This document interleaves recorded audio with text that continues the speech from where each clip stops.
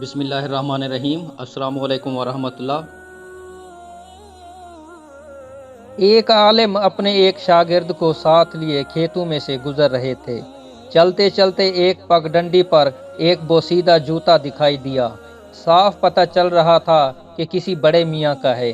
قریب کے کسی کھیت کھلیان میں مزدوری سے فارغ ہو کر اسے پہن کر گھر کی راہ لیں گے۔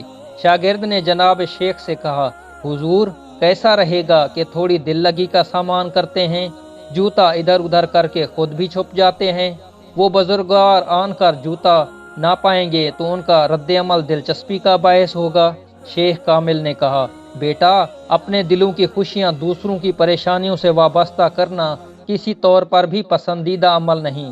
بیٹا تم پر اپنے رب کے احسانات ہیں، ایسی کبھی حرکت سے لطف اندوز ہونے کی بجائے اپنے رب کی ایک نعمت سے تم اس وقت ایک اور طریقے سے خوشیاں اور سعادتیں سمیٹ سکتے ہو، اپنے لیے بھی اور اس بیچارے مزدور کے لیے بھی۔ ایسا کرو کہ جیب سے کچھ نقد سکے نکالو اور دونوں جوتوں میں رکھ دو، پھر ہم چھپ کے دیکھیں گے جو ہوگا۔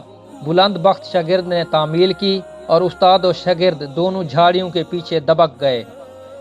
کام ختم ہوا، بڑے میاں نے آن کر جوتے میں پاؤں رکھا تو سکے جو پاؤں سے ٹکرائے تو وہ ایک ہڑبڑاہٹ کے ساتھ جوتا اتارا تو وہ سکے اس میں سے باہر آ گئے۔ ایک عجیب سی سرشاری اور جلدی میں دوسرے جوتے کو پلٹا تو اس میں سے سکے کھنکتے باہر آ گئے۔ اب بڑے میاں آنکھوں کو ملتے ہیں، دائیں بائیں نظریں گھماتے ہیں، یقین ہو جاتا ہے کہ خواب نہیں تو آنکھیں تشکر کے آنسوؤں سے بھر جاتی ہیں۔ بڑے میاں سجدے میں گر جاتے ہیں۔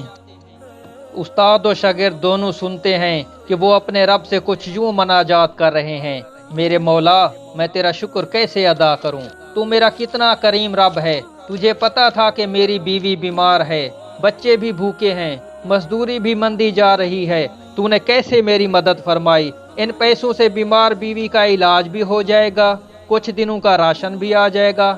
ادھر وہ اس گریہ زاری کے ساتھ اپنے رب سے محو مناجات تھا اور دوسری طرف استاد اور شاگرد دونوں کے ملے جلے جذبات اور ان کی آنکھیں بھی آنسوؤں سے لبریز تھیں۔ کچھ دیر کے بعد شاگرد نے دستبوسی کرتے ہوئے عرض کیا، استاد محترم آپ کا آج کا سبق کبھی نہیں بھول پاؤں گا۔ آپ نے مجھے مقصد زندگی اور اصل خوشیاں سمیٹنے کا ڈھنگ بتا دیا۔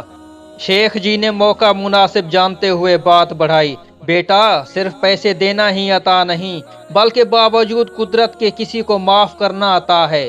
مسلمان بھائی بہن کے لیے غائبانہ دعا عطا ہے۔ مسلمان بھائی بہن کی عدم موجودگی میں اس کی عزت کی حفاظت عطا ہے۔